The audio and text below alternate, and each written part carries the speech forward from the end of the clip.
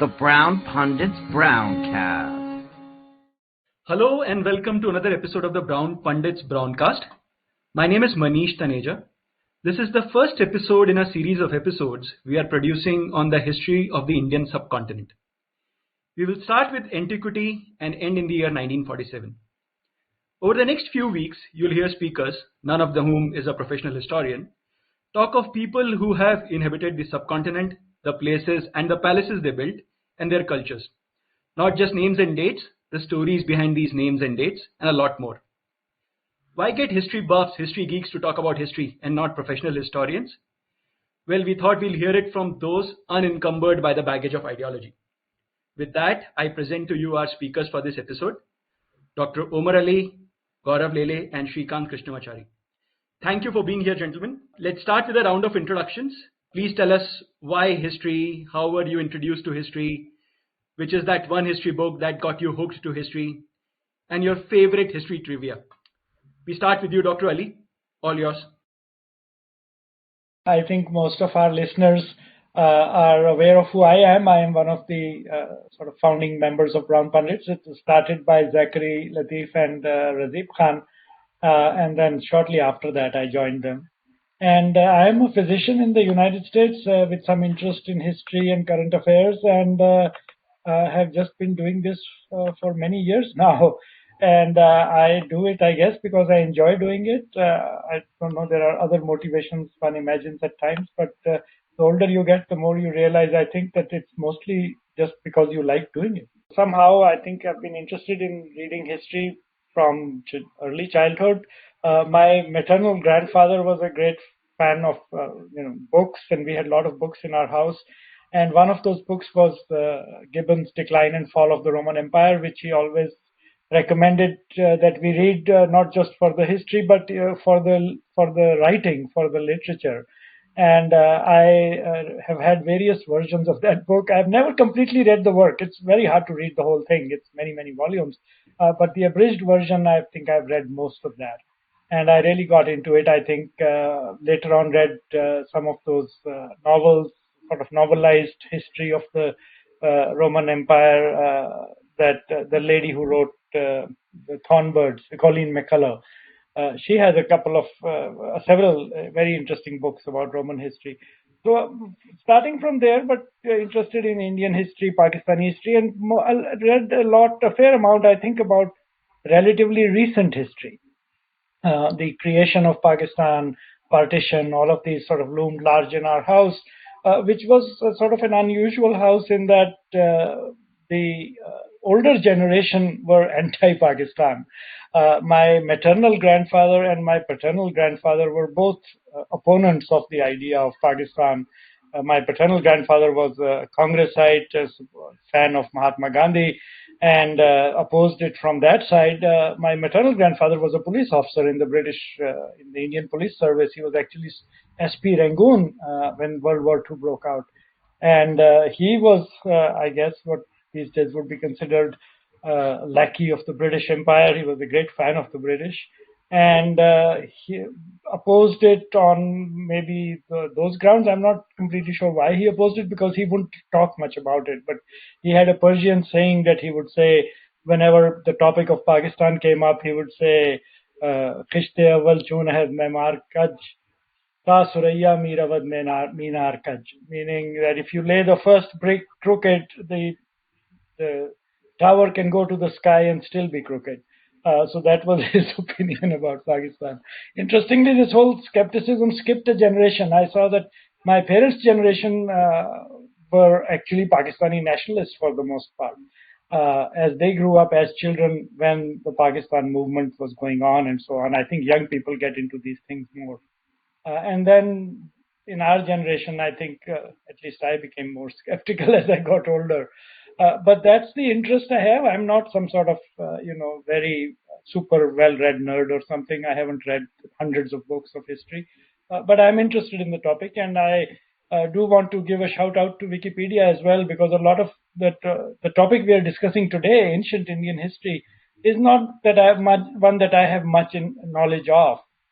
I've read a long time ago the A.L. Basham's Wonder That Was India, And I think that's about the only book I have read that would cover that period. Other than that, my knowledge is from Wikipedia, and I think Wikipedia is underrated. You can learn a lot just going from link to link and reading about things. So that's what's been going on with history, and we'll see what we talk about today. Thank you, Omar Saab. Shrikant, why don't you take it from there? Yeah, thanks Manish for this opportunity. So I'm Shrikanth. I grew up mostly in India, in Bangalore to be more precise. Currently based in the US for the past several years. I think some of you might know me through Twitter, Shrikanth Krish. So I've always been interested in history from a very young age, and it's partly because of the time when I grew up. That I think most of the impressionable years of my childhood were in the early mid 90s, and that was a period when history was very much in the air, so to speak. So we had the two quasi-historical epics on television, Ramayana and Mahabharat, and then we had lots of history-themed serials on television in those days. Right? We had Tipu Sultan, Great Maratha, Chanakya, and so in the early years of my childhood, the history was very much in the air in popular media. So, and I also belonged to a fairly religious family, so it's even within the family there was this tradition of reading accounts of the tradition that you belong to, the hagiographies of the people you look up to in your religious upbringing, right? So there was definitely interest in history from a very young age, but it was of course not a strong academic interest. I think the book that really got me hooked to history was perhaps about 10 or 15 years ago. I think The Wonder That Was India by A.L. Basham, which deals with Indian history from antiquity right up to the coming of Islam. I think that book had a big impression on me. And also, there's another book by an American historian on European history. It was written about 70 or 80 years ago. The author was Carlton Hayes, and the book is titled "The Political and Cultural History of Modern Europe." It deals with European history between 15th and 18th century. It's a pretty large book, and Carlton Hayes is a very interesting figure. He's an American historian, but a Catholic, and he takes a rather dim view of the Protestant Reformation, right? So I found that very interesting, and I learned a lot from it. And I think those were the two books which I read maybe about 10 to 15 years ago, which really hooked me to history. My attitude towards history has always been a little ambivalent. I mean, on one hand, it's fun that it helps you understand much that is around you today, but too much of history can also make you historicist, so to speak, in your thinking, right? Where you tend to relativize and rationalize everything using historical context as a prop. Like, for instance, you might say that, hey, Aurangzeb was not such a terrible ruler, he was just a product of his times, right? So I think too much of history exposure, reading history can make you a historicist, and that's something we need to be wary of, right? Because you tend to end up rationalizing everything using historical context as a prop, so to speak, right? And that can prevent you from engaging in serious moral philosophy or reaching time invariant judgments, right? So that's something to be wary of for all history buffs, I would say. We shouldn't overdo reading history. But it can make you a bit of a moral relativist, right? I'd probably stop there. Yeah. Right. Thanks. No, interesting you bring up the influence that Doordarshan had for people like you and me who were brought up in 80s and 90s in India. I remember my first exposure to history per se. I never sort of looked at Ramayana and Mahabharat episode serials as history per se. Was a series made by Shyam Benegal called Discovery of India on Jawaharlal Nehru's book. And I remember that had a very big influence on me in terms of how I looked at Indian history. So yes, I think for our generation growing up in India, Doordarshan was one of the early influences. Yeah. So, yeah. Thank you for that. Gaurav, please. Yeah, I am Gaurav. I am based in Pune. So, about me and history, so like from an academic point of view, or from an even an amateurish point of view, until 5 or 6 years ago, I had read almost no history. So, but due to the fact that I am raised in the state of Maharashtra, which has a very popular history which captures the imagination of most Marathi people, That is the history of Shivaji Maharaj and the consequent Maratha Empire. So that was everywhere in the air we breathe as we grew up. So a lot of that was hagiographical or maybe even pseudo history to certain extent. But that was my first brush with history. So I growing up I was interested in natural history and was a wildlife passionate person. So as I've kept on learning about evolution and so on and so forth. So from natural history, I sort of changed to sort of switched to civilization. How humans started building civilization after Homo sapiens, like from that school of thought. And last 4 or 5 years, I have been like very interested in history per se. I take more interest in ancient history or prehistory because I like speculative history, or I like to go in areas where I can let my imagination run free. So yeah, but every now and then I also read modern historic books and so on and so forth. So the first historical book per se which I read was India After Gandhi by Ramchandra Guha. So that was 5 6 years ago. Since then, I have read many other books, but yeah, so that was the starting point. Thanks. Thank you for those introductions. What we'll try and do in this episode is set the context for the series that we are planning to produce. So this episode's per se not about specific time periods, but a more sort of a 30,000 feet view of how to look at the history of the subcontinent. So, Omar Saab, let's start. Let's pick up your minds on when do you think India starts? So, who were the first Indians? When do we sort of say that this is the point at which, or this is the time era when we can say, yes, this is where India as we know, the Indian subcontinent starts? And then maybe Shrikanth and Gaurav can also share some thoughts on that.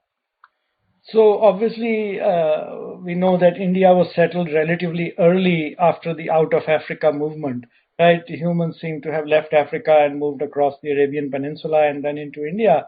So 40, 50,000 years ago, there was already human settlement in India. So those would obviously be the oldest Indians. And they were probably genetically, the people descended from them are the people who are like the Andaman Islanders. But after that, many layers of people have moved into India and settled there. So being Indian is not, I think, one particular ethnicity or group as such. It's all the people who live in India and have lived in India for a long time. India as a civilization, though, is a distinct civilization. I don't think that there's any sort of merit to this argument that people sometimes make that India is a creation of the British or a creation of Muslim rule or something like that. India has been a distinct civilization for at least 2,000, probably 3,000 years, and probably more, and was known as such, right? The interesting thing is that a lot of the terms we use about India, things like the word India itself, the word caste, all of these are words from other languages. They are not Indian words. So Indians themselves may not describe themselves as Indians 2,000 years ago, but others did describe them as these particular people from what was the Persians called India, and so the name sort of stuck. But yes, I think the early Indians obviously have been there from very early times, from the deepest layers of prehistory, and luckily we are still there today. Right. Shrikanth, your thoughts? Yeah. So when we talk of early India, right, and the beginnings of civilization in India, there's, I think, a disconnect between archaeological evidence and the literary evidence, right? So when we think of India, the earliest archaeological evidence comes from the Indus Valley, right? And so that's where you have the most sophisticated urban civilization. The first wave of urbanization in India begins with the Indus Valley. We have the great ruins of Mohenjo-daro, Harappa, which lie in present-day Pakistan, and of course several sites in India as well, like Rakhigarhi, Dholavira, and others. Right? So there's extensive evidence of a very large-scale urbanized civilization, which we call the Indus Valley civilization today. on the other hand, you have the literary evidence, right? And so the earliest literature that we look up to today is the Rigveda, the Vedic culture, right? Which is a continuing culture, right? And it continues to influence Indian religion, Indian thought, Indian society. So when we talk of India, so we have the archaeological evidence on one hand, which goes back to IVC, and then we have the literary evidence, which goes back to the Vedas, right? And there is a disconnect between these. You can't equate the two. You can't associate the literature of the Vedas with the IVC, and that's a very contentious topic, which evokes very strong emotions. But the academic consensus seems to be that the IVC was likely completely indigenous, and it preceded the early Vedic period by a few centuries at the very least. So I think this is so that's where the Indian history begins, right? So we have the prehistoric Indus Valley civilization, and then we have the Vedic culture, which likely succeeded the IVC, right? This is a highly contentious area, but recently there's been a lot of work on there's a new kind of evidence that has emerged in the last several years, right? And that's coming from genetic studies, right? The ancient DNA studies, which is shedding greater light on who we are as a people, right? Because traditionally we have only looked at archaeological evidence and literary evidence, right? But now we have this third source of evidence, the genetic evidence. And I think most recently in 2019, a couple of very important papers were published by, I think, Vagish Narasimhan and others, right? Which suggests that the mature Harappan civilization likely lacked any influence from the steppe pastoralists or the Indo-European culture, right? So it appears that the IVC was completely indigenous, and farming developed organically within India, right? It did not have much influence even from Iran. That's what the genetic evidence seems to suggest. But we do have the onset of the Indo-European cultures into India in the first half of the second millennium BCE, right? Which probably overlaps a bit with the with late Harappa, right? So sometime between say 2000 and 1500 BCE, you had a new culture making its entry into the subcontinent. And these people were likely Indo-Europeans. I mean, they spoke an Indo-European tongue, an Indo-Aryan tongue to be more precise, right? The literary manifestation of this is in the form of Rigveda, which is mostly unaltered, and it has survived to this day, right? So I think that is where we need to begin our search for India, right? Because no matter how much we talk about IVC, the script has not been deciphered, so we really don't know much about the Indus Valley people. So is there any linkage between IVC and modern India? It's hard to say, right? I mean, we could study the archaeological evidence and draw parallels with modern India, with many aspects of modern India, but that's always going to be very contentious, right? So if we talk about the earliest people who actually had a form of cultural self-expression that was coherent and is still recognizable today to a lot of Indians, that has to come from the Vedic culture, right? So because the Vedic people who were mostly based in the Northwest, I think we ought to think of them as the earliest Indians, right? Because they had a cultural self-expression which continues to this day. So that there's continuity from the Vedic period onwards. So I think Indian history or Indian proto-history, I think, has to begin with the Rigveda, right? And so we are talking about a culture here which originated in the Northwest, and the Vedic literature likely developed in the banks of the Indus, right?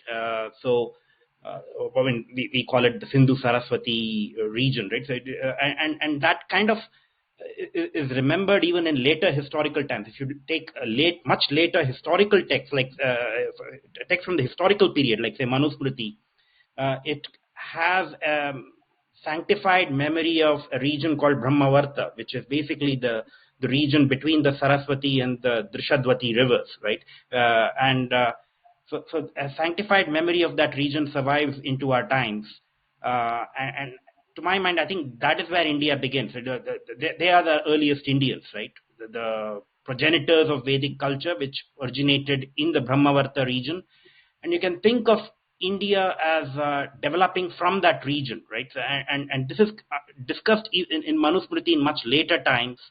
Manusmriti talks of Brahmavarta, and it also talks of concentric circles around Brahmavarta with reducing ritual purity, so to speak. So it speaks of Brahmavarta, the region in and around Delhi, right, between the Saraswati and the Drishadwati rivers, and then it talks of Madhya Desha, which is a bit broader in scope, and then we have Aryavarta, which covers all of North India till the Vindhyas, right? And then a few centuries later, we have the Vishnu Purana, where you have an even more expansive idea of India, right? The Vishnu Purana discusses even many parts of the south, including, say, the Sahyadri Mountains, the Narmada River, right? So by the time we reach, say, the 2nd century AD or 3rd century AD, the culture which originated in the northwest has now engulfed all of India, right? So the Vedic culture which originated in the northwest has expanded, not just geographically, it has expanded thematically, and it has incorporated more groups, right? So I think, so I guess I meandered quite a bit here. So I think that's how I would like to describe this. Right? The idea of India begins with the Vedic culture, which originated in the northwest. It was fairly localized, and in the course of about 1,000 to 1,500 years, by the time we reach 2nd century, 3rd century CE, it has pretty much engulfed all of India, right? And I think that idea of India, so to speak, survives to this day, right? So there's continuity from those times. Right. No, surely a lot of people would call contentious claims there. We'll come to that in the subsequent episodes as we do this. But for our listeners, if you could sort of, in the modern day political map of South Asia, Indian subcontinent, South Asia, if you could just sort of help us explain how is this Brahmavarta described? So which areas would be, like you mentioned, Delhi. So it starts in the northwest. So would that be parts which are now in Pakistan? If you could just give us some idea as to how can a listener or somebody visualize this area if they had the political map of the present subcontinent in their mind? The Manusmriti is pretty explicit in defining the boundaries of Brahmavarta, right? It talks about the region between the Saraswati and the Drishadwati rivers, right? So Saraswati is not an existing river anymore. It has pretty much dried up. But we know from archaeological evidence that there was a monsoon-fed river in the northwest till about 1900, 1800 BCE, right? That was around the time it dried up, and following which the center of civilization shifted east to the Gangetic Basin, right? Right. So we have the Saraswati River, and there's also a river named Drishadwati, which I think is, many people associated with the Chautang River in Haryana today. So the region between the Saraswati and the Drishadwati rivers, which I think lies mostly in Haryana and East Rajasthan, in that area. So I think that's likely where the much of the Vedic and early Brahmana literature was composed, right? The ritual literature. I'm not talking about the Samhita literature. I'm talking about the Brahmana literature, which was mostly composed in that area. And it appears like even the Vedic texts kind of, they capture a memory of that of the time when the Saraswati was actually drying, right? So it seems likely that the Indo-Aryans had started inhabiting that area at a time when the Saraswati had already started drying, right? And the memory of that survives in many layers of Vedic literature, and that area is kind of sanctified in a much later historical text like, say, Manusmriti, which belongs to maybe 3rd or 2nd century BCE, right? So this area is very much in India proper. It's not in modern day Pakistan. We're talking about the region between Haryana and East Rajasthan, right? So I think, right. Yeah. Right. Thanks. Gaurav, your thoughts? Yeah, so I sort of agree with what Shrikanth said. So just to add a few things. So yeah, I agree with Shrikanth, wherein that the Brahmavarta region, which mostly corresponds to maybe even some parts of Punjab, Haryana, as Shrikanth alluded to, that must have been the beginning of the time when these compositions were sort of compiled. So they may have been composed over large periods of time, up to a millennia before in some cases, because some of those also preserve memory of steppe life, as some have pointed out. But that seems to be the time when they were compiled in sort of for a ritualistic purposes or so on and so forth. Another thing we would want to touch to is this is based mostly on the works of Michael Witzel, one of the Sanskrit scholars, that there seems to be a movement from Brahmavarta to the Kuru Panchal region. And Kuru Panchal region, anyone who knows Mahabharata must have understood what Kuru Panchal means. So that is the region of North Uttar Pradesh, East, West Uttar Pradesh, Delhi region. So there seems to be a shift from the Brahmavarta region to the Kuru Panchal region, and that it appears that that was the focus or the core of the Vedic civilization which started expanding. So that is one thing I would like to maybe add. And Yeah. yeah, and as Shrikant alluded to, there we do not know much about the Indus Valley civilization. So there may have been many things from the Indus Valley, specifically about cuisine, pottery, which may have survived. As many people point out that there is no sudden gap or a break in the archaeological record, which happens when there are large scale invasions or so on and so forth. So there seems to be a smooth transition in the material culture from Indus Valley to the painted grey ware sites in Uttar Pradesh like Ahichatra and those regions. So by all accounts, it seems that the material culture, cuisine and stuff from Indus Valley did make it into the Vedic culture, but we do not know anything about it and how it went. So as per our memory, so Vedas preserve the earliest memory we recognize today. So these people who call themselves Arya, so they probably in my book also will be the first Indians, so to speak. Yeah, I'll just add one thing to what Gaurav said. We need to make the distinction between Vedic culture and Indo-Aryan culture more broadly, right? Because so we might have had several groups speaking Indo-Aryan tongues all across North India, right? Right. It doesn't follow that all of them were practicing Vedic culture, so to speak, right? What we regard as Vedic culture, we associate specifically with certain clans and certain families which inhabited the region I spoke about, right? So there might have been other groups speaking a register of Vedic Sanskrit who had no affinity whatsoever with I don't know Vedic culture, right? So they might have been practicing other religions, right? But they don't survive in the historical record, right? So when we talk of the antecedents of Indian culture, it begins with our study of the Rig Veda and also the Brahmana material which followed, right? So those are the earliest texts that we have available to us. So as Gaurav mentioned, we haven't deciphered anything from the Indus Valley civilization. All that survives is a few seals, and we still don't know what language. We don't even, there isn't even a consensus on whether the inscriptions from the Indus Valley do they pertain to a language or are they just simply signs, right? Yeah, There's no consensus even on that, right? there is So a great debate on that topic between Witzel and Parpola, whether they are a language, they stand for a language or not. So Michael Witzel and a couple of authors published a paper claiming that it doesn't. So yeah, I am not convinced either way. Either way, we don't know enough.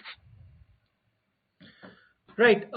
So we are saying about 1800 BC, 2000 BC till present day, and these people settled in what is northwest of India, Haryana, Punjab, Rajasthan. What about what was the scene like in what is present day south of India's states like Andhra Pradesh, Tamil Nadu, Maharashtra, Kerala? Uh, do we have any records of? Do we know what kind of civilization, what kind of settlements, what kind of cultures were prevailing in this part of the country or subcontinent when the movement of the Vedic people started? we really don't know much, right? And that's an honest answer here, right? So we have many megalithic sites from South India which belong to prehistory, right? but there really is no literary record or inscription-based record that has survived to our times from the period prior to maybe say 1000 BCE, which belongs to the Deccan, right? So our ideas of India stem solely from Vedic literature, right, which was clearly based in the Northwest, right? Everybody agrees that the epicenter of Vedic culture was in the Northwest, right, and it shifted gradually to the Gangetic Basin. From there, it shifted further down south, right? So when we talk of the rest of India, it was still in prehistory very much, right, till much later times, right? So it's only by the time we reach historical times, right? So 5th, 6th century BCE. So that's when we start seeing a more extensive archaeological record down south. And then the earliest literature in southern India is, of course, the Sangam literature of Tamil Nadu, right?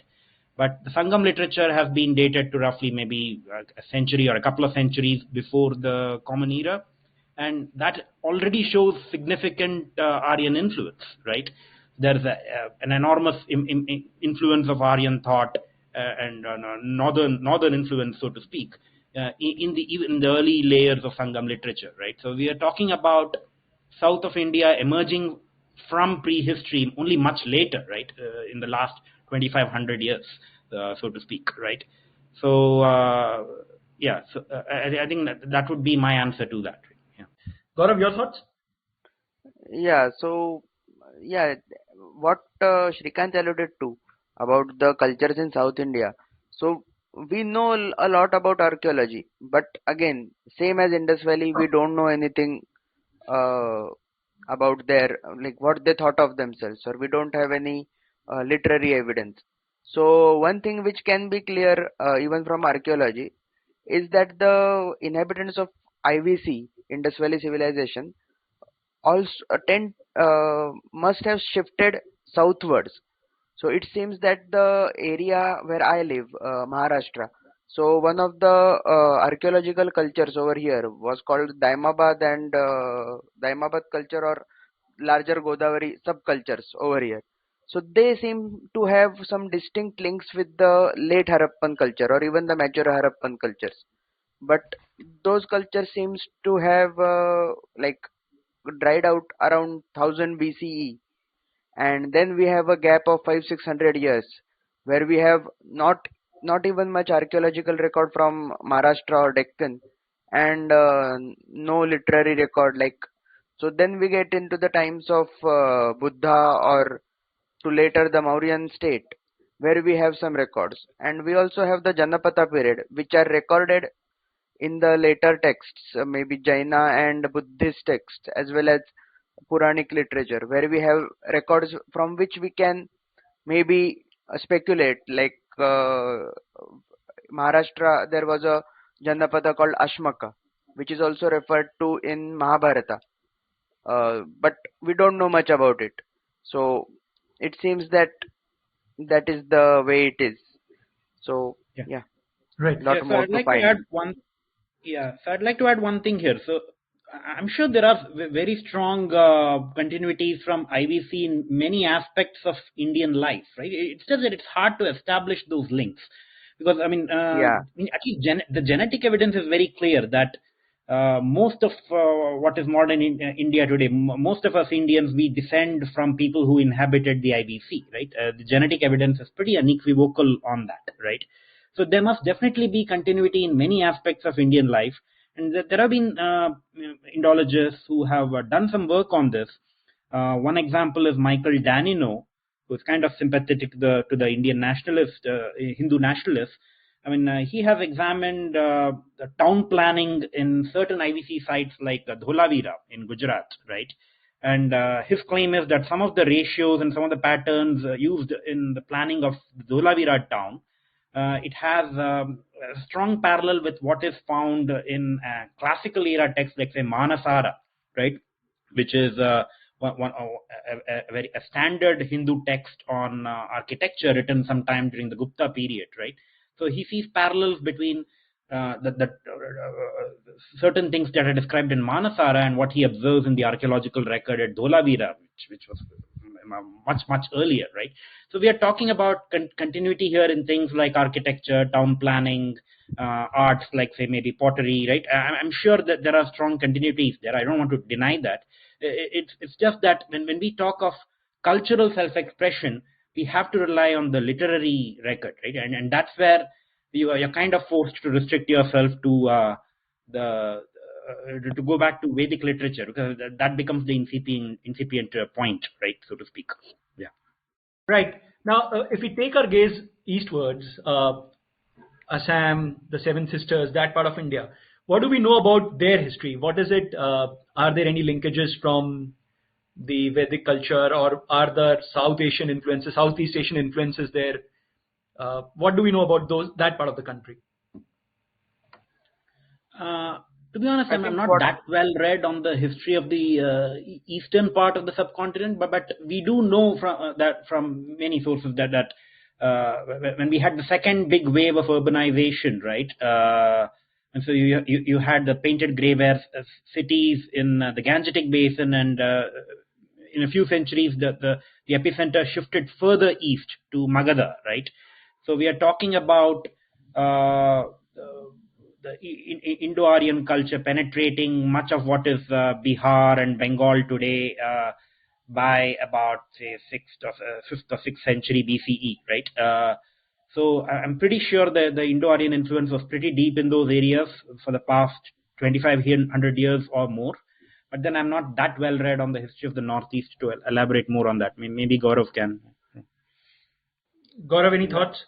Yeah. So even when, I agree. Like we don't know much. Like I don't know much, and I don't think there is even a lot of recorded history as well. So whatever we know of the Northeast is from the Janapada period, where some of the rulers of the Magadha region conquered some of the northeastern parts. So particularly, I think Samudragupta or Chandragupta II, Vikramaditya, I think they invaded Assam or some of the Seven Sisters region. So that much I think we can say, but not more than that. So even these references are a bit vague, and we are not quite sure.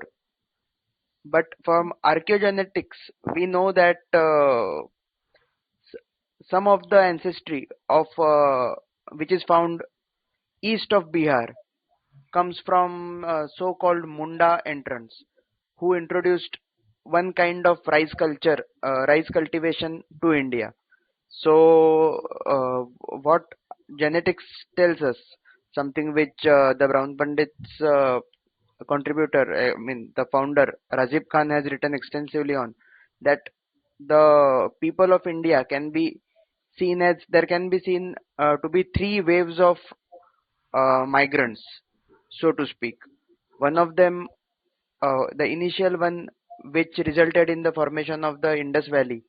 Second one are correlated with the Vedic Aryans, and third one is correlated with the Munda people, who have linkages to the southeastern part of the not subcontinent, Asia, and they seem to have introduced a different type of rice culture to India, and their genetic imprint is also found, especially in the east of the country. But we don't know how they came, what their self-conception is, so on and so forth. So do it's we have any plain sense of any speculation. timelines? Do we have any sense of timeline as to when these Munda migration happened? Around the same time Vedic culture started consolidating. So 1 millennia before Common Era and up till Common Era. So that must Right. be the time. Right. I would like to tell our listeners that all the reference material around the books that our speakers are talking of, as part of the episode notes, we will share with you those details. Right. So we now know that there is recorded history of about 3,500 years of the Indian subcontinent. What is the one thing that has sort of kept civilization going over the last 3,500 odd years? I think what holds it together is what people would now call sort of Vedic civilization, the civilization of the people who composed the Vedas and later on the histories, the Mahabharata, the Ramayana. these people and their culture sort of spread all across India from east to west and north to south. And everything in India since then is the evolution of this particular culture and its offshoots, right? It's the language or the sacred language of this culture is obviously Sanskrit, and the people who most contributed to building up, for better or for worse, this particular culture were the Brahmins. So I think it's not unfair to say that what holds India together is Brahmanism. But obviously these days, if you say something like that, it'll set off alarm bells in all sorts of directions and from many different angles. But there is some truth to it, right? It's this Vedic civilization and its descendants who sort of mark out India as a distinct civilization. So we're saying, Shrikanth, is that the thing? Our common Vedic roots? Yeah, common thread that binds the subcontinent today is it's very much the Hindu religion, right? Whether you like it or not, that's a fact. And the parts of the subcontinent which ceased to be Hindu, they ceased to be Indian as well, right? So you have, so there were irreversible demographic changes in the northwest as well as in the east, right? In Punjab and Bengal. And when the country became independent in 1947, those parts ceased to be a part of the Indian whole, so to speak, right? So, so what binds the rest of India together is very much the Hindu religion. Of course, we are a secular country, we value freedom of religion, but having said that, we cannot underrate the importance of Hinduism which in terms of binding the country culturally, right? And this thread definitely goes back all the way to the early Vedic period, right? We still revere heroes who are associated with early Aryan history in the Brahmavarta region, right? Like Sri Ramachandra or Krishna Devaki Putra. I mean, these are not, you wouldn't call them historical figures, but they're definitely associated with the early Vedic period. They're perhaps quasi-historical, so to speak, right? And we still revere them. The gods who we revere, like Vishnu or Shiva, Rudra, I mean, these are very much Vedic gods. So they have a very prominent place in the early Vedic pantheon.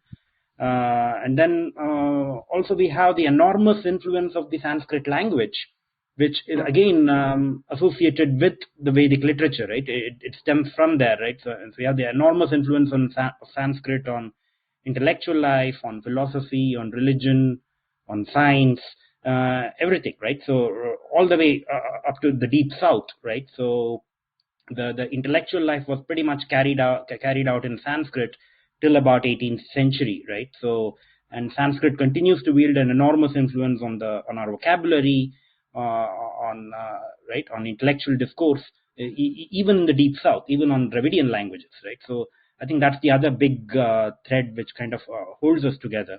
And many of the ethical and moral ideas that have kind of penetrated the Hindu mind across castes and across geographies, I mean, they again stem from the Hindu religion. Like for instance, if you go to a village somewhere in North India, or for that matter, a village somewhere in Tamil Nadu, right? And you hear expressions like I mean, I'm giving you a couple of examples here.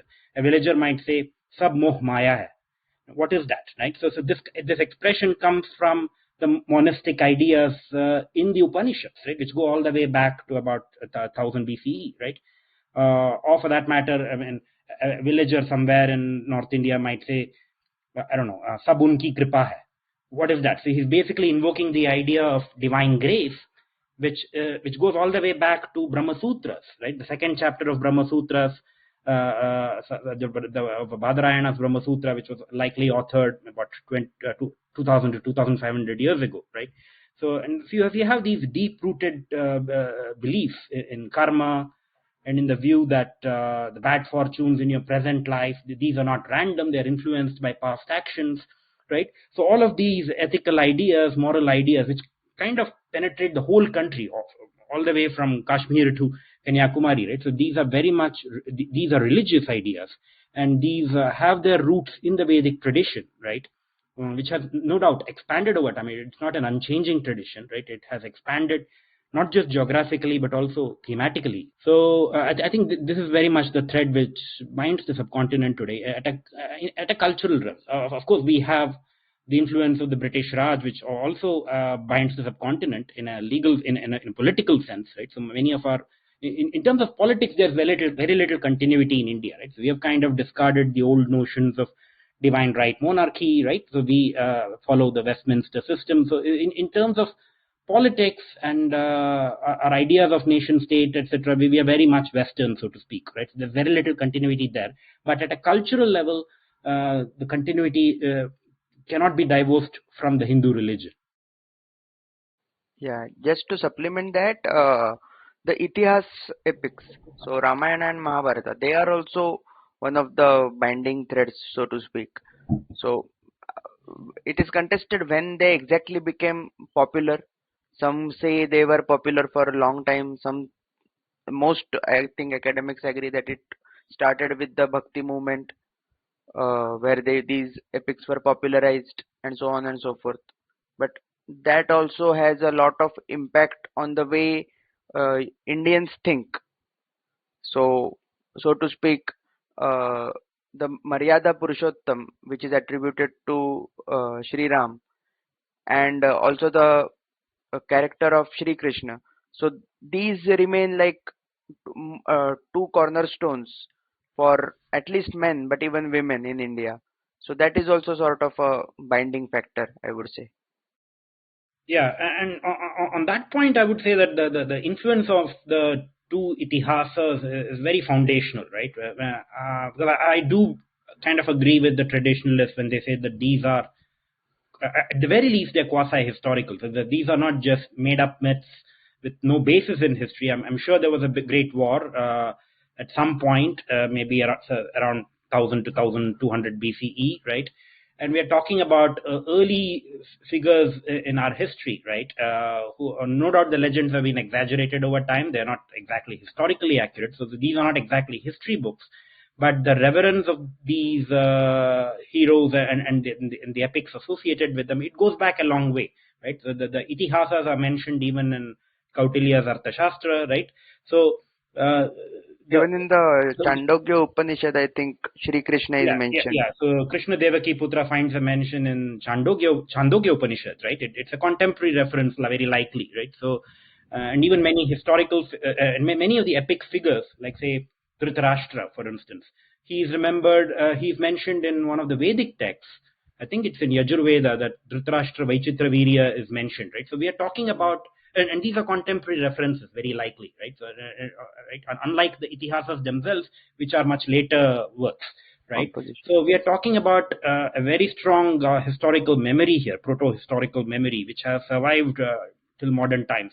Of course, the devotional religion around these figures might have developed much later, but then even for that, there's a very long history, right? So if you talk about the religion of Vasudeva, who is in turn associated with the proto-historical hero Krishna Devaki Putra, right? So that religion has its origins around 500 BCE in Northwest India, right? The rise of the Bhagavata religion, right? So we are talking about very ancient traditions here. Yeah, and some of the things which come to mind, especially with Mahabharata, is I don't like, I can't put a finger on it, but some of the things in it, for example, the polyandry, which is not found in many places historically. So, like, from my sense, I think if unless it was built on something which was real, it doesn't seem to be something which would be uh, projected into an epic, especially in a heroic lens, from a heroic lens. So that and some other things make me wonder that it is more likely that the core of Mahabharata at least has some historical truth to it. But yeah, we can't say. How about then Pakistan? Are there any cultural threads that survive 3,000 years in what is now, like we talked about earlier, also a primarily a Islamic project? Or is there anything that survives of this cultural thread in Pakistan? Oh yes, I think it does survive. The change that has happened because of the change of religion is there is a spectrum to that. India used to include Afghanistan, right, which was part of the same civilizational complex In the 500 to 800 AD, around that period, Afghanistan was being ruled by Hindu Shahi dynasty for Rajputs from what is Punjab or Kashmir, and this that part of India is very un-Indian now. So obviously the change in religion and the change in the ruling dynasties and so on had a long-term effect, and it took a while probably, but it has now completely. Enough of a division that you recognize you've crossed over from one civilizational area to another when you move from Punjab to Afghanistan. But on the other hand, Punjab and Sindh are very, very Indian. The languages are Indian. The food is Indian. The music is Indian. The everyday life is still very, very Indian. People get, there's arranged marriages that happen in the same way. There's wedding ceremonies are similar. There is a lot of common threads that are still there. There is obviously also, as part of the Pakistan project, is a kind of a project of un-Indianizing this part of India. That project consciously and systematically does try to remove some of these Indian roots or replace them with something else, and in some cases just call them something else. For example, what would be sort of Vedantic philosophy in India is definitely around in Pakistan, but in Pakistan, people would not usually refer to it as Indian philosophy. They would refer to it as Sufi philosophy, right? So a lot of things get smuggled in under different names, but the culture is still very Indian. And this is a contentious issue right now, right? People feel very well-intentioned people will tell you that it's not the same. That when you cross over from Delhi to Lahore, and I have never done that myself. I've never been to India actually. The current political state of India is a place I've never visited in my life. But if you cross over from East Punjab to West Punjab, you enter a new culture because the sort of Islamic culture of Pakistan has now sufficiently changed everyday life. I don't think that's really true yet. I think eventually, yes, if this confrontation continues endlessly and maintains its sort of the current hard edge for a long time, then you will see differentiation. And already there is some differentiation, and the differentiation will accelerate. In the 1940s and 50s, our parents' generation all watched Indian movies and sang Indian songs. Now the younger generation still watches Indian movies and sings Indian songs. But there is starting to be some differentiation. The songs that are coming from India may have a number of words that our people don't understand anymore. And and vice versa, there will be things in Pakistan which the average North Indian won't understand because it's so heavily Persianized. But these are conscious efforts, and they are not yet complete. They're by no means complete.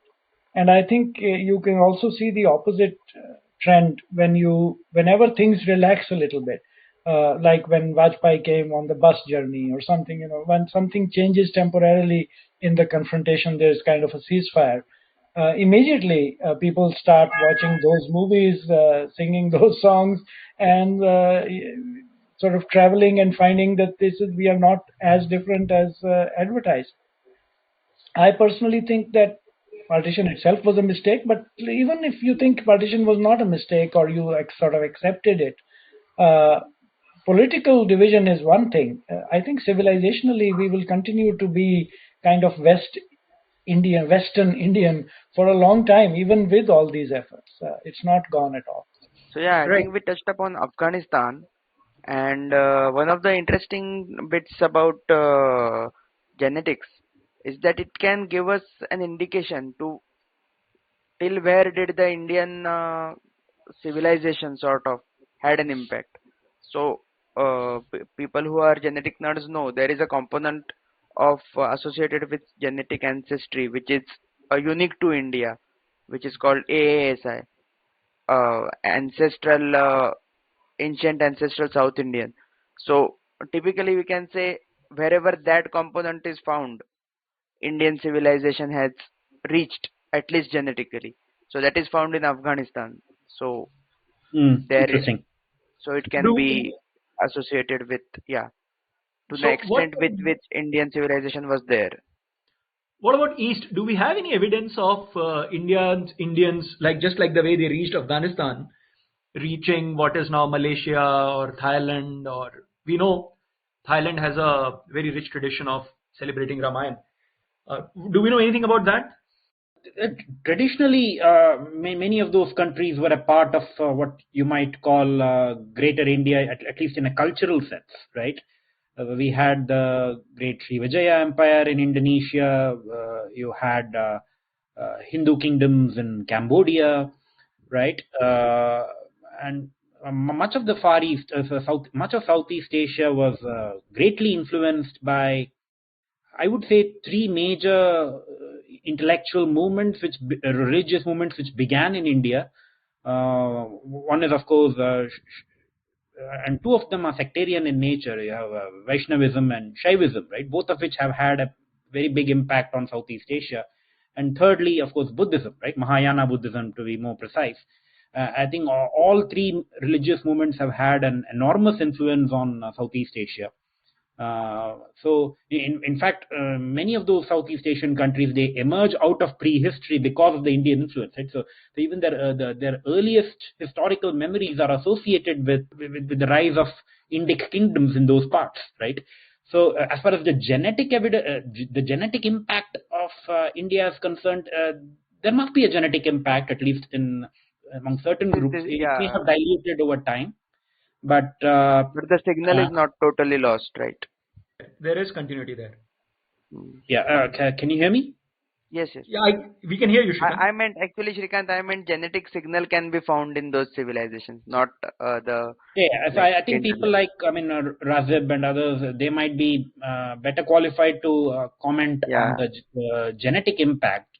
I've not studied the genetic profiles of people in those parts, but at a cultural level, again, the impact was huge. And of course, there's been discontinuity in more recent centuries because of the impact of Islam. Again, if you take Indonesia as an example, right? It's an Islamic country now. And obviously, a lot of the traditional Hindu influence has eroded, though it survives in certain pockets, like, say, Bali. But historically, the impact of Indian religious thought, especially on those parts, was pretty enormous. Yeah, so one thing I would add is there was also influence from India via the Gandhara region in the few centuries before and after Common Era, which corresponds to the Indo-Greek and the Kushana empires, where Gandhara Buddhism took form, and it spread from there into Central Asia and also to some extent into China as well. So that was one of the influences. Yeah. The origins of Chinese Buddhism are actually pretty interesting. So there was this person named Kumarayana who was a Kashmiri, and he migrated to Xinjiang, if I'm not wrong. Or was it Xinjiang or the Shaanxi province? I think one of those two regions. And there he married one of the local princesses. And his son is the famous Kumarajiva, who actually translated the Lotus Sutra, the Pundarika Sutra, which is a seminal Buddhist text, into Sanskrit, right? And therein lie the origins of Chinese Buddhism, right? So Buddhism is a fairly important religion in China to this day, and the incipience of Buddhism was triggered by migration of a person from Kashmir, right, to the Xinjiang region. So, but I'm not sure if those migrations were big in scale. I don't think there was much of a genetic signal left in the population. India is one of the great soft power exporters of the world, right? In world history, Indian civilization, the sort of penumbra of Indian civilization extended well beyond India. There was Indian influence in Afghanistan enough to be more or less a part of India until fairly late. But even beyond that, right, the Sogdians and the Central Asians and so on, there's a lot of Indian influence. Their religion came from India, whether it was a form of Aryan religion or whether it was later on Buddhism. The madrasas, which are now such a classic trademark of the Islamic world, is derived clearly from Buddhist viharas from Buddhist sort of models, and therefore from an Indian model. The export of Indian sciences to the West is obviously better known already. We know that the Indian numbers are what the entire world uses Indian numbers. And that's not just the numbers. I mean, a lot of basic mathematics that was transmitted to Europe via the Arab Muslim world was Indian in origin. And then the extension in the other direction is even more striking, right? If you go down towards Southeast Asia, there's a reason it's called Indochina, right? It's like half Indian and half Chinese influence. But for a period of time between 500 AD and say 1500 AD, the bigger influence was clearly India. The Cholas actually had an empire extending down to Indonesia. But even when there was no political empire, there was a cultural empire, right? Thailand, Vietnam, Cambodia, the ruins at Angkor Wat, all these places, their religion is heavily, Bali being a Hindu kingdom, how is it a Hindu kingdom? Obviously, there was a Hindu religious influence throughout this region. This entire region, you could call it Hindu actually, because the religion itself is fairly heterogeneous anyway, but it's clearly the same religion. Right, and they have their own version of the Mahabharata. They have all the same gods which they worship. They use the same Sanskrit terms. What the Indonesian airline is Garuda. There's no question about the Indian influence there. But even in the northeast, if you go towards China and Japan, look at all the influences that they got from India. Their religions are heavily Indian. A lot of Indian influence in folk religion in China, as well as in the religion of Japan. Their sort of, even in the alphabet, I think even the Korean alphabet, when they made the modern Korean alphabet in the 14th, 15th century, there was some Sanskrit connection there. I remember vaguely reading about it. But somebody else will have to jump in and tell us more about it. But the influence is widespread. And of course, then there's influence beyond the kind of Indosphere in the wider world, which is the influence in the modern times, the influence of Indian philosophy on modern Europe, especially after the Enlightenment. People like Schopenhauer and everyone, you can't read them without knowing something about India or without knowing the influence Indian philosophy had on all these people. Just so that everybody's on the same page, and please indulge us, we are really amateurs on this. Can we define what is this common era? So when does the common era start, and when sort of what's the borderline between antiquity and the common era that we've been talking of? Common era is basically a synonym for Christian era, right? It begins with the with 0 AD, what you call 0 AD, right? Right. Yeah. Right. So anything before 0 AD anything after 0 AD is basically the common era. So we are clear on that. So we've been talking of all this that we've been speaking of has religious connotation to it. Anything that does not have religious connotation that still survives after 2,500, 3,000 years of the period that we've been talking of, any custom, any tradition that cannot be alluded to religion per se, that sort of survives in the subcontinent? Sure. I mean, so it's very hard to separate the religious and the non-religious in India, right? So even when we discuss something like dramaturgy, the theory of drama and music, right, which has which one of the early texts of discussing the theory of drama and music is Bharata Muni's Natya Shastra, which is about a couple of thousand years old. There is a religious origin ascribed to drama, right? If you study the opening chapter of Bharata's Natya Shastra, there is discussion of how the primordial drama, so to speak, was conducted on the day of the great Indradhwaja festival, right? Which is one of the great festivals of ancient India, which does not survive in our times.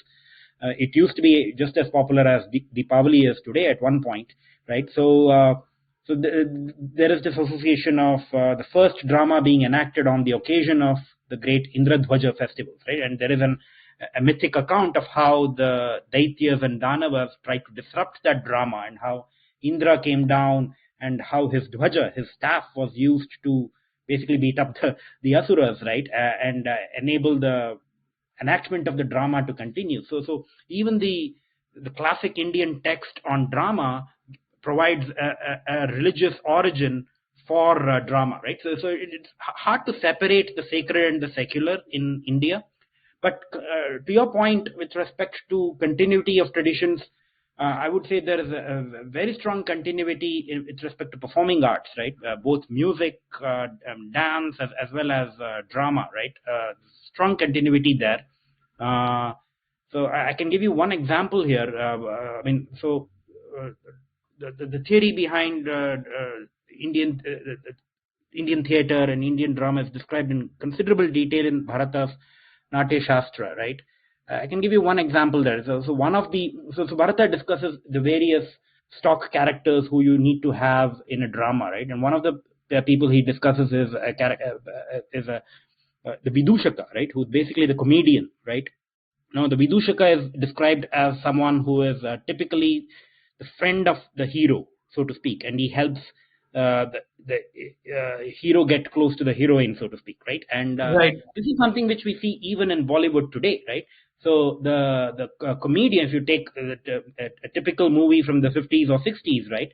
The comedian is typically a friend of the hero, right? Right. And Johnny he's Walker comes to my mind. Johnny Walker helping out either Guru Dutt or Devanand, somebody like that. Exactly, right? So there is such a strong continuity there, right? And if you study the ancient Sanskrit dramas, the comedian is someone who's typically somewhat ugly. He's physically deformed. He is often rather proud in his manner, but he lacks courage. He lacks physical courage, right? And he's often a friend of the hero. And so these things you see even in modern Bollywood, right? At least in maybe not in Bollywood today, but in the movies, in classic Bollywood, you do see strong parallels to this, right? So there's definitely strong continuity in the performing arts. Modern Indian classical music again has its origins going all the way back to the Samaveda, right? And even many of the distinct elements of Indian classical music, be it raga, tala, shruti, swara, these are discussed in Bharata's Natya Shastra or in later texts like Sangeeta Ratnakara, which belongs to the 12th century, right? So there is very strong continuity in the theory behind the performing arts, be it drama, be it dance, be it music, for at least a couple of thousand years, if not much longer, right? So that's one area where there's super strong continuity. And even with respect to cuisine, right?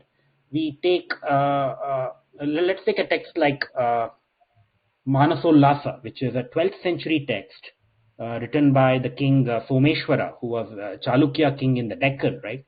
So many of the dishes that we still consume today, like dosa or idli, right? The early forms of these dishes are described in the Manasollasa text of Someshwara, right? So there is very strong continuity even with respect to food, right? So these are things that we should definitely keep in mind. The continuity is not just with respect to religion, but also in many secular spheres, like the performing arts or in cuisine, right? But of How course, about sports? How about sports? Do we know anything about? I mean, there is often sort of the way things are now. There is an urban legend that chess also originated in Indian subcontinent. What do we know about sports? Chess is very much of Indian origin, perhaps more so associated with Northwest India than the Deccan, right? But modern chess is quite different in many respects from the ancient Chaturanga, right? So there's no, I wouldn't say there's a very strong continuity there. But at least with respect to performing arts, the continuity is much, much stronger. Snakes and ladders, incidentally, is one of the earliest games which survives from past, I think. Really, what do we know about the version of the ancient snakes and ladder? I need to read up, but okay. yeah. Oh, right. So and dice seems to be one of the popular games of the Vedic Aryas. So gambling, we can say. Right. So we've got cuisine, we've got performing arts, and Shrikanth, would you say we sort of also have continuity when it comes to gambling? Yeah, I guess so. Right. So there's also significant continuity in with respect to architecture, right? So I already mentioned the work of Michael Danino, who has seen certain parallels between town planning in Dholavira and what is found in the classical Gupta era text Manasara, right? Manasara literally means the essence of measurement. Now, with respect to Hindu architecture, so you have these non-sectarian texts like Manasara, and then we also have sectarian tradition, the Tantra texts, right? Be it the Vaishnava Pancharatra texts or the Siddhanta Shaiva texts, which discuss temple construction, and even to this day, at least in southern India, temple ritual and even temple construction to a great extent is governed by what is described in these sectarian traditions of Pancharatra and Siddhantika Shaiva, right? But these tantrika texts don't restrict themselves to just temple construction, right? They also devote a great deal of space to town planning, village planning, right? And we see that, of course, even in the non-sectarian texts like Manasara. And I recommend the writings of Manasa Tarangini, the blogger who has written much on this, and even the perhaps maybe Michael Danino might have also touched upon this, right? So there is continuity there. Like for instance, if we take the city of Jaipur as an example, right? Jaipur is a planned city. It was built by a person named Vidyadhara Bhattacharya, who was the chief architect sometime in the 17th century, and the city of Jaipur was built according to the principles in our Shilpa Shastra and Vastu Shastra texts, right? And there are strong parallels between the way Jaipur was built and what is described in a classical era text like, say, Manasara, right? So there's continuity there, right? At least till the 18th century, right? And there's also an ancient town which was built in the 17th century in Andhra, in the Medak district, called Sadashivpet, right? Again, this was built as per ancient Vastu principles described in old texts like Manasara, right? So there's strong continuity there, but less so in the last couple of hundred years because of the onset of modernity. When at least with respect to architecture, much of that continuity has been lost, I would say. Yeah. What about astrology? Would you say it's another one of those things that has sort of continued, and we have linkages going back to 2000, 2500 years? Definitely, yeah. I think, but I'm not as well read on astrology to talk about it at length. But of course, the science of astrology goes all the way back to it's one of the Vedangas, so to speak, right? And even in the classical period, we have texts like Varahamihira's Brihat Samhita, which I think discusses astrology, if I'm not wrong. So, of course, there's a very strong tradition there, but I don't think I can speak to it in much detail. Gaurav, your thoughts? Yeah, I also don't have much to add. I have not been following those. So it's cuisine, it's architecture, it's the performing arts, and these are some of the non-religious symbols of culture or traditions that sort of survive for the last 2500, 3000 years. Great. There was also a very vibrant mathematical tradition in India. Right. All the way back to the Shulba Sutras in the late Vedic literature.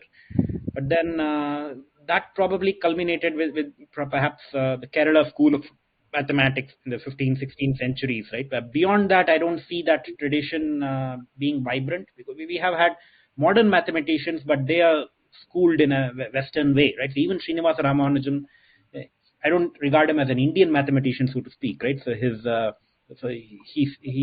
had a Western style education. So, but there's definitely a strong continuity with respect to study of mathematics all the way from the late Vedic period right up till 17th, 18th century. And astronomy too? Sure, yeah.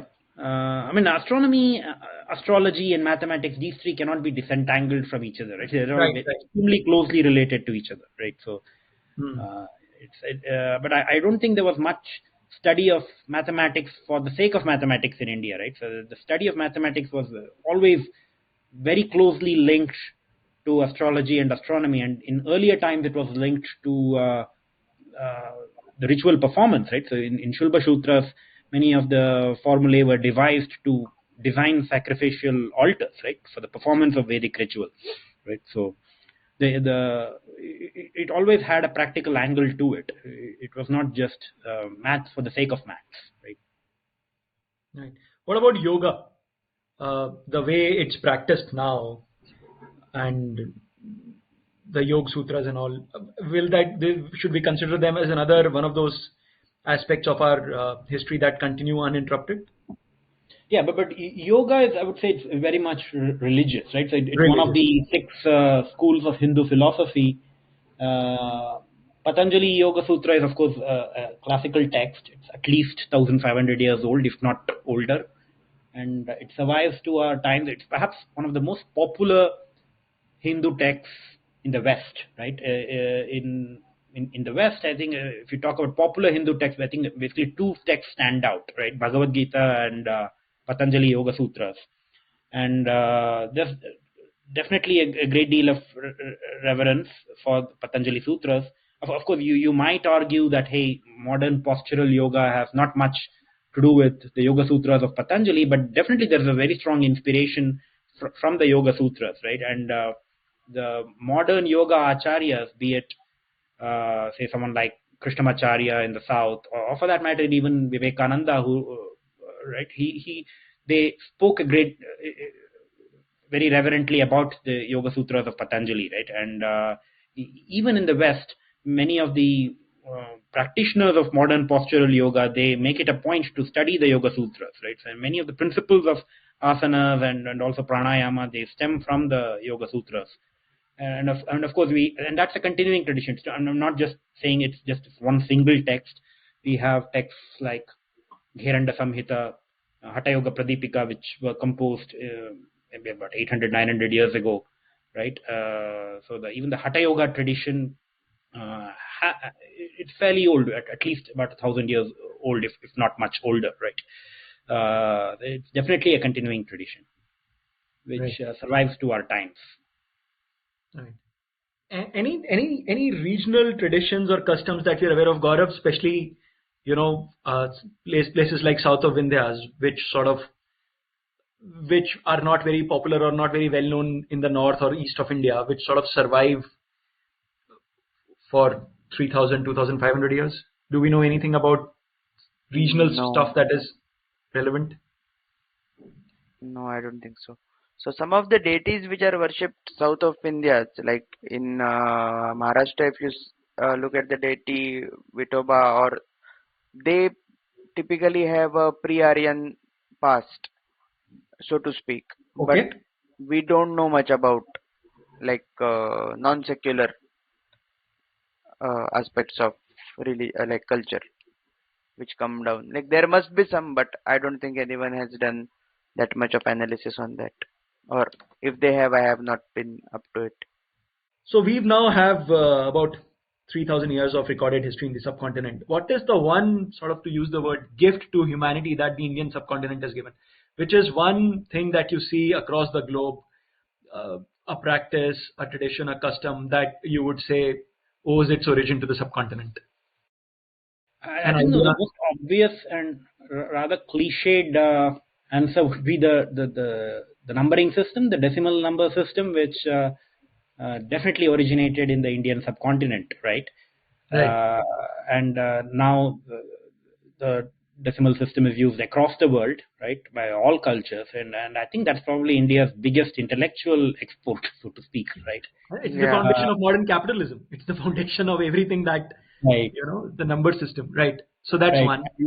Right, and of course, I mean, at a cultural level, we're talking about the idea of monism, right, non-dualism, so to speak, is almost uniquely Indian in our times, at least. I mean, of course, it may have been there in other cultures in the past, but it survives primarily in India, right?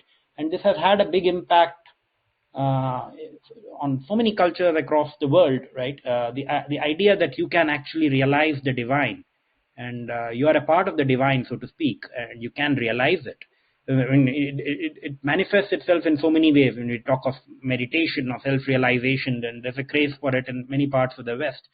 That stems from this notion of non-dualism, so to speak, or monism, right? It cannot come up in a dualistic world, right? When you talk of Christianity or Islam, those are very much strongly dualistic religions, right? Whereas in India, you've always had this strong philosophical orientation towards non-dualism, so to speak, right? Right from the Vedic age, right? And that impacts so many aspects of culture, right? The very idea that you can actually realize the divine in you is a very radical idea, and to my mind, it's perhaps uniquely Indian. I might be wrong here, but that's something I might want to call out. Right. Gaurav, your thoughts?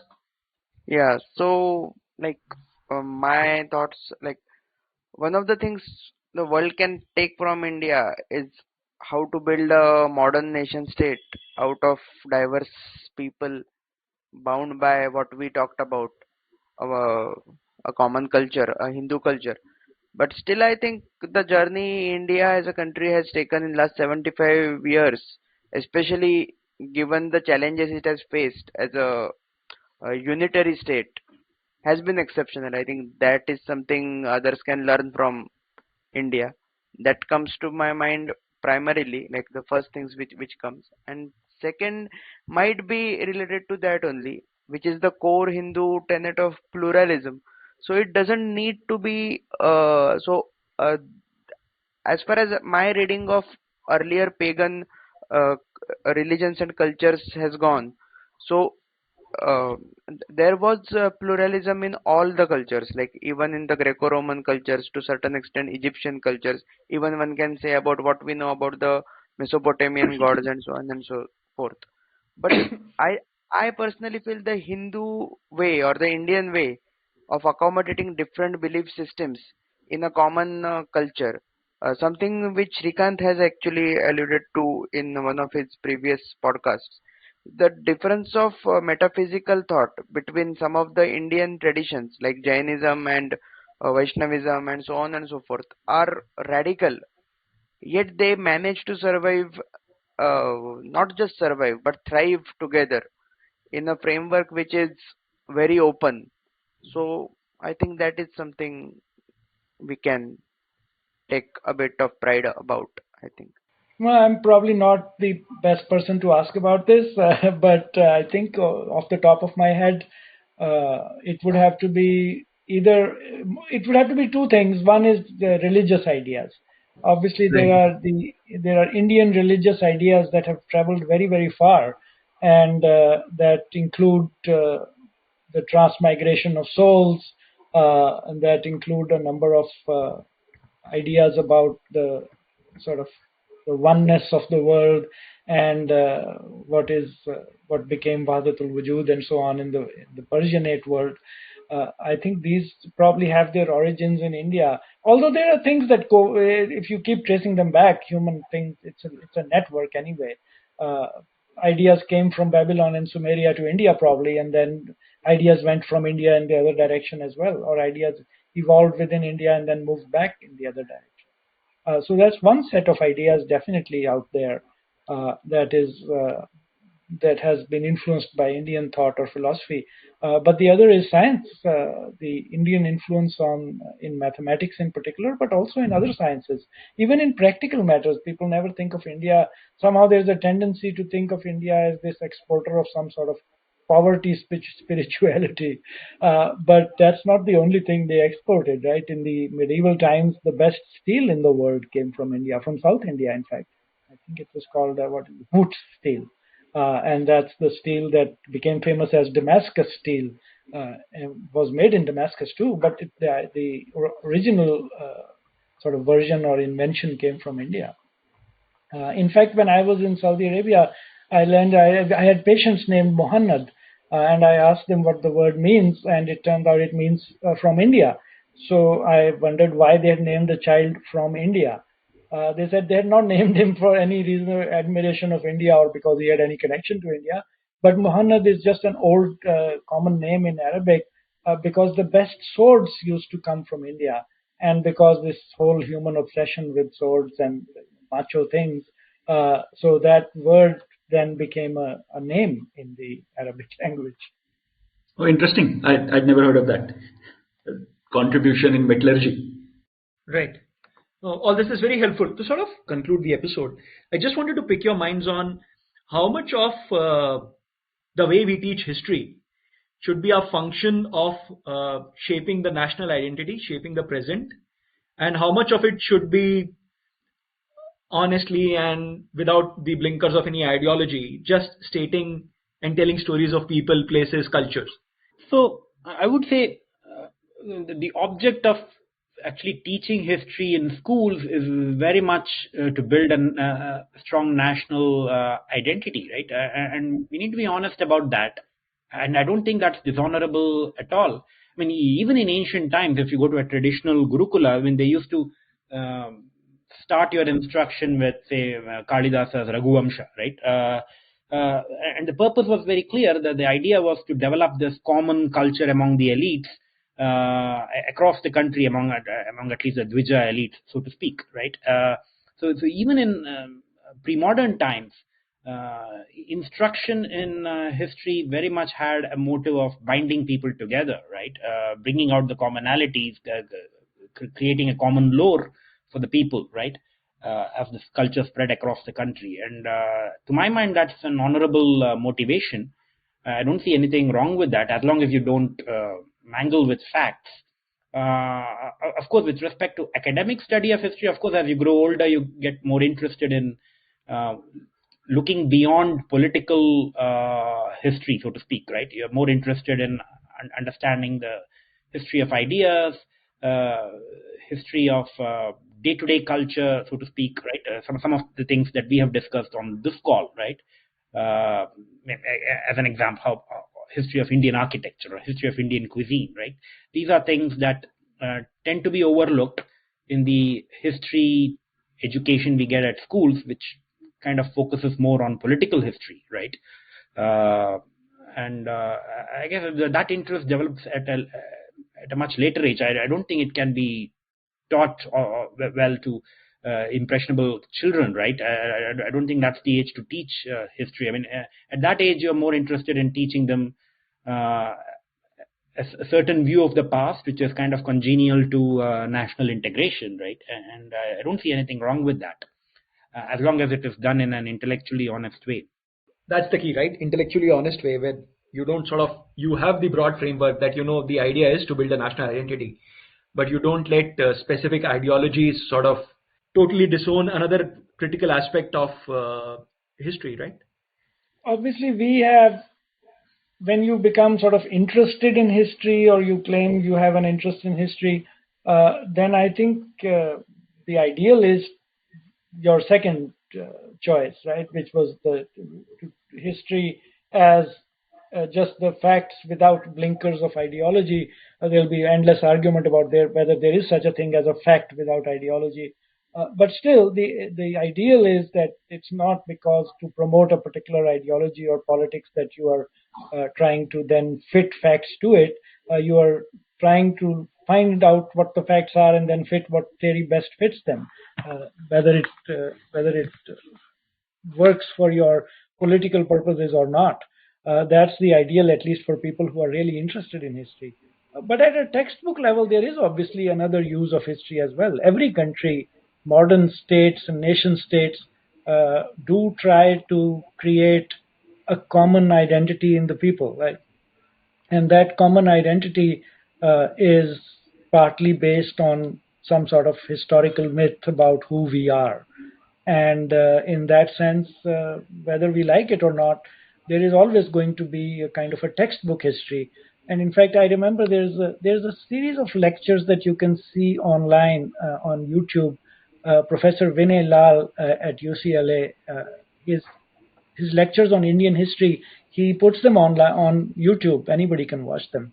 And I remember in one of those lectures, he's saying, "Oh, this thing comes is the textbook version." And then he laughs and says, "And you should always be very, very skeptical of textbook versions, because they are oversimplified, they are ideologically sort of determined, and they are never going to be the kind of history that a history nerd or I, your ideal historian is going to write. But at the same time, they have their place, right? This is the history that you teach to everybody as a common national myth, and I think that's pretty much unavoidable. So yeah, that happens too.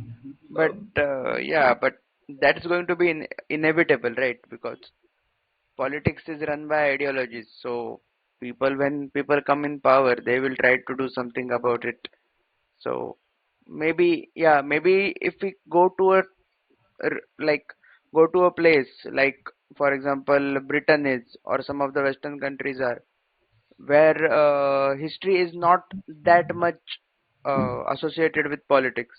Maybe we can reach that, but I don't think that happening in India for at least a few decades, if not more. Right.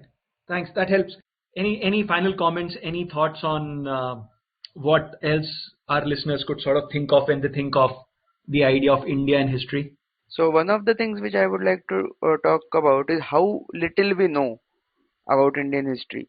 For example, if Right. we take what we call as the golden age of Indian history, uh, typically the Gupta period. What we know about the Gupta emperors is very sparse. And when we look at even ancient Rome or Egypt or even Mesopotamian rulers, we tend to know a lot more about the internal chronology, the sequence of events, what happened and what not, than what we know about India. So there are many speculations about why we know so little. Some of them are the two colonialisms which were in India, the Islamic conquests and the British conquest. So that may have something to do with it. But lot may also be something to do with we not working hard enough to translate manuscripts, so on and so forth. So Indian history is a dark place.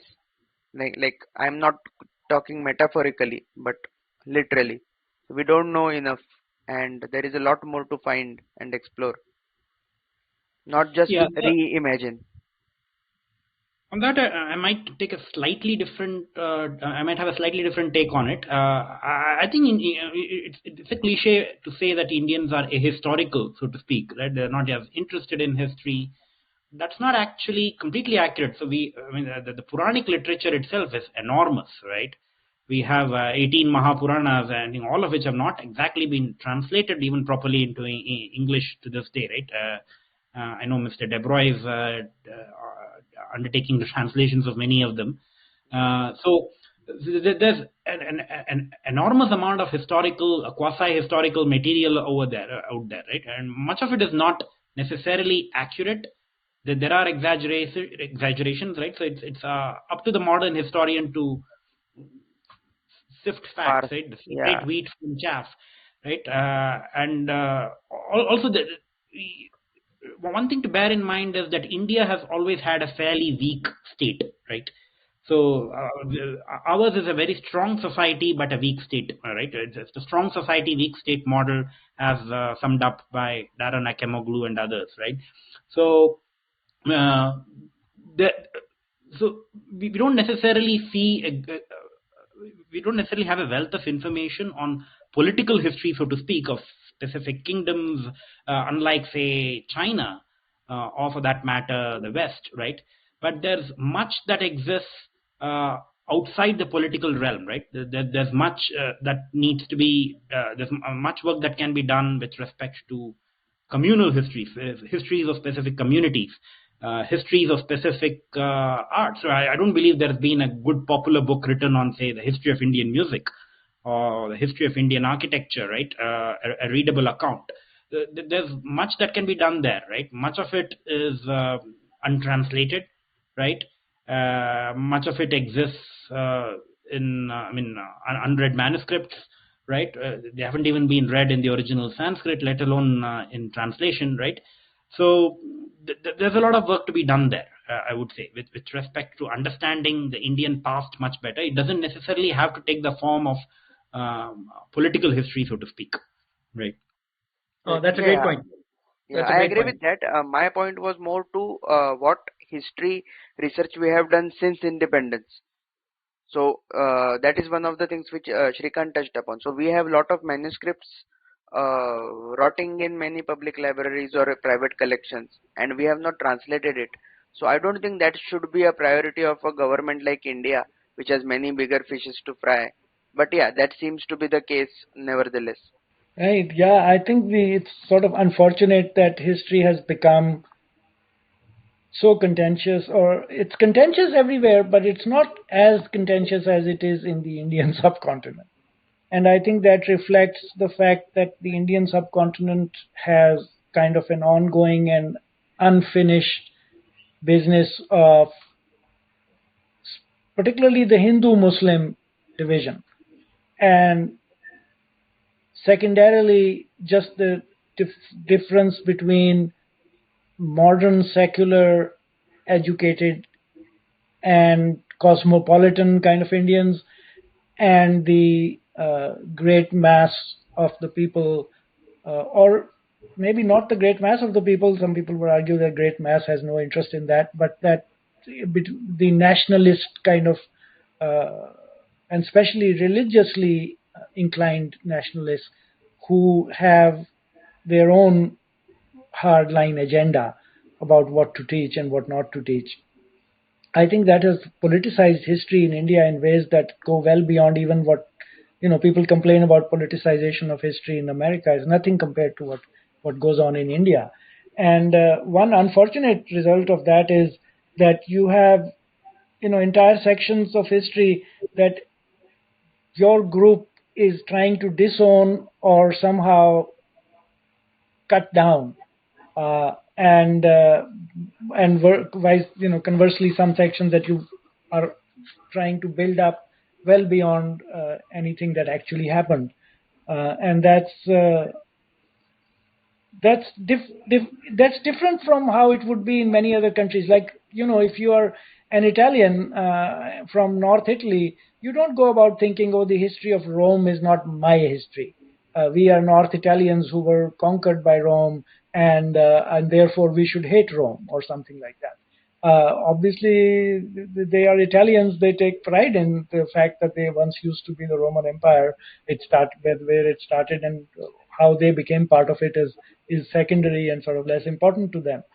But in India, you can see the opposite in action all the time. There are people in South India, for example, there's an ideological current which is very determined to separate themselves from anything North Indian. There is obviously the Hindu and Muslim divide, in which the Muslims teach a history in which starts from Muhammad bin Qasim and ends with Muhammad Ali Jinnah, and really doesn't include any non-Muslim figure on the way except as villains. And then there is the opposite from the other side. So that politicization is unusually strong, I think, in the Indian subcontinent, and is very unfortunate. I think that we ideally should have been more like China or Japan, where people have real ideological differences with each other, but the history of the country is not the is not as sharply disputed and differentiated as it is in India. Uh, Whether we can ever get to that ideal state, or not ideal, but at least better state, or not, remains to be seen. But I think until now, this unfortunately is. I used to be more or less a leftist, and that time, I think my own view would have been that the history of India is the history of Brahminical oppression of the Dravidian people or whatever, and this this version made sense to me, and it was only gradually that I sort of realized that it's not the it's a very heavily ideological version of Indian history, and was produced by motivated people, people whose motivation was not to write an objective history, but to create certain divisions within Indian society, for example, or accentuate them, not create necessarily, but accentuate them. And this project has unfortunately now colored history and made it very hard to have a rational discussion about it. But I hope we can push back against it in some small way and try to do something different. My personal take on that is, as we sort of become richer, purely in materialistic terms, our ability to sort of tap into individual citizens and private citizens to sort of help us with all these things will only go up. I mean, we know Murthy's library in Harvard, right? So that's just one example of the kind of things we'll see. So yeah, on that positive note, and hoping that we'll see a lot more initiative come not from the government but from citizens at large. The whole idea of doing this is to use technology and see if we can get more voices that are not colored by the ideological blinkers like we discussed. Right. And let's have the listeners go look for more, question more, be skeptical of what they read in a textbooks, at least in India. And hopefully we build from there and start from there. And dare I say, this podcast is just one step in that direction, isn't it? Yeah. Definitely. Yeah. Right. Thank you, gentlemen. Thank you for your time. We'll see you soon on the upcoming episodes. Thank you. Tune in next week for Brown